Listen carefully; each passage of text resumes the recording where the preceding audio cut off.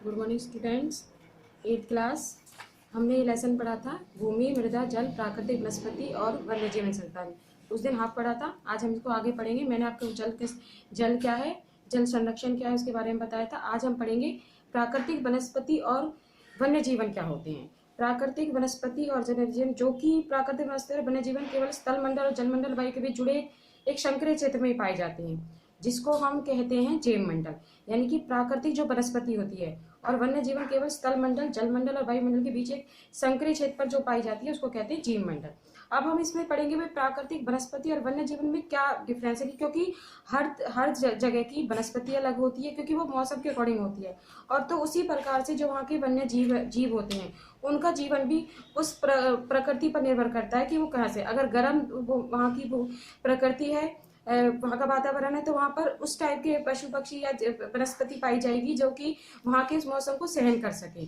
उसके बाद हम पढ़ते जैसे पारितंत्र। पारितंत्र क्या होता है, जब जीव जंतु और मनुष्य एक दूसरे पर निर्भर रहते हैं उसको कहते हैं पारितंत्र। यानी कि सभी जो जातियां होती हैं वो जीवित रहने के लिए, चाहे वो पशु पक्षी या पेड़ पौधे जो भी हैं, एक दूसरे पर आश्रित रहते हैं, उसको कहते हैं पारितंत्र।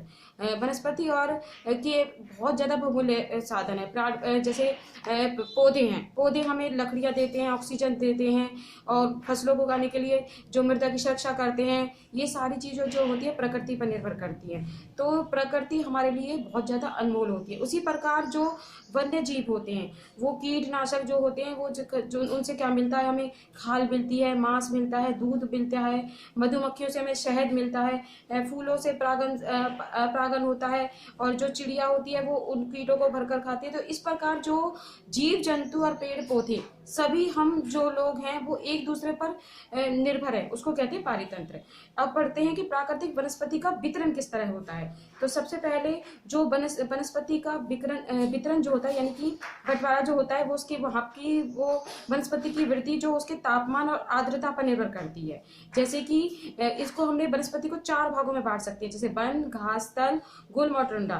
भारी वर्षा वाले क्षेत्रों में सदाबहार वन होते हैं जो कि हमेशा हरे भरे होते हैं, और इनके जो आकार जो होता है, छोटे वृक्ष का घास उगती है जिसमें घासों का निर्माण होता रहता है।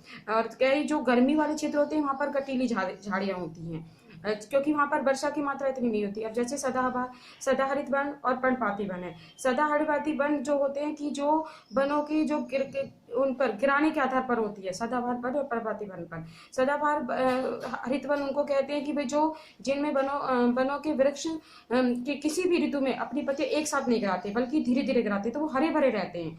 और पर्णपाती वन उनको कहते हैं जो कि वृक्ष के उर्सन के कारण, यानी कि हानि को रोकने के लिए उगते हैं, जो कि पत्तियां गिरा देते हैं। तो ऐसे क्षेत्रों में तो ये कहते हैं कि सदाबहार हरित वन, जो कि जहाँ पर वर्षा की मात्रा अधिक होती है, हरा भरा सारा क्षेत्र होता है, वहां पर होते हैं सदाहरित वन, जो कि एक साथ अपनी पत्तियां नहीं गिराते। परंतु कुछ पौधे ऐसे होते हैं जो कि एक साथ अपनी पत्तियों को गिरा देते हैं। तो ये होता है सदाहरित वन और पर्णपाती वन। अभी आपने बड़ा पारितंत्र, जो कि सभी जीव जंतु एक दूसरे पर निर्भर रहते हैं। अभी बताया था मैंने एग्जाम्पल देकर आपको कि जैसे हमें पशुओं से मांस वगैरह मिलती है, तो पौधों से हमें सांस लेने के लिए ऑक्सीजन मिलती है। इस तरह से हम सभी जो है एक दूसरे पर निर्भर रहते हैं। उसी तरह प्राकृतिक वनस्पति और वन्य जीवन का संरक्षण क्या है, यानी कि इनकी किस तरह से हम देखभाल कर सकते हैं। वन हमारी संपदा है, और जो पौधे और जीव जंतु हैं वो एक दूसरे पर आश्रय प्रदान करते हैं, और साथ ही पारितंत्र को सुरक्षित रखते हैं। जलवायु में परिवर्तन और मानव के हस्तक्षेप के कारण पौधे जंतु के प्राकृतिक आवास जो है नष्ट हो चुके हैं ज्यादातर मात्रा में।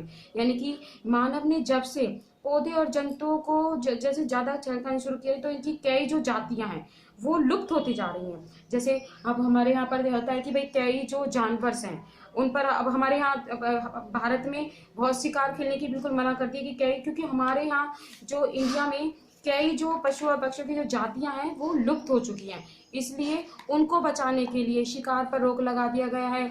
और कुछ जो हाथी का जो दांत होता है वो बहुत ज्यादा बहुमूल्य होता है, तो लोग चोरी पे जैसे वो करते थे, शिकार करते थे, तो उस दांत को बेच देते थे। पर उस पर एक कानून बनाया गया है जिसके अकॉर्डिंग, क्योंकि जीव जंतुओं का संरक्षण बहुत ज्यादा जरूरी है, क्योंकि इनको बचाने के लिए हम आने वाली जातियों प्रजातियों को इनके बारे में बता सकते हैं। इसलिए कई जगहों पर राष्ट्रीय उद्यान बनाए गए, जैसे आपको ये पिक्चर देखिए, काजीरंगा राष्ट्रीय उद्यान, जहाँ पर ये हाथियों का झुंड दिखाई दे रहा है। ये एक वो है वन्य क्षेत्र है जहाँ पर पशुओं को रखा जाता है। तो ये असम में पड़ता है कि किस प्रकार से, क्योंकि इनकी रक्षा करनी आतंक है। ये एक अंतर्राष्ट्रीय परिपाटी और की स्थापना की गई थी, जिनमें प्राणियों की और पक्षियों की अनेक जातियों की सूची तैयार की जाती है।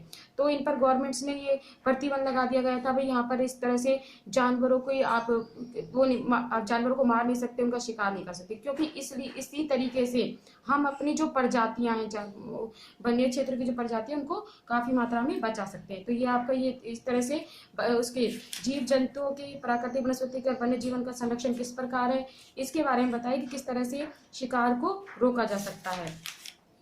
उसके बाद ये देखिए कि जैसे यहाँ पर दिया है कि चीतलों का झुंड, ये पिक्चर्स दिखाई दी है कि किस तरह से जो जीव जंतु उनका अंधाधुंध जो शिकार था उसको इसको इसलिए रोका गया कि वो पूरी तरह से विलुप्त हो गए थे।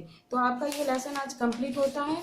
इसके क्वेश्चंस आंसर्स हैं जो आपको ये अपनी कॉपीज में करने हैं। आज के लिए इतना ही। और दूसरी बात, आपके जो यूनिट टेस्ट होंगे वो आपके ऑब्जेक्टिव क्वेश्चंस होंगे, जिन पर आपको 4 ऑप्शन दिए जाएंगे क्वेश्चंस पर, और आप पर उस आंसर्स पर टिक करना है। तो आपका ये डेट शीट आपको बता दी जाएगी। आज तक के लिए इतना ही, बाकी होमवर्क आपको दे दिया जाएगा।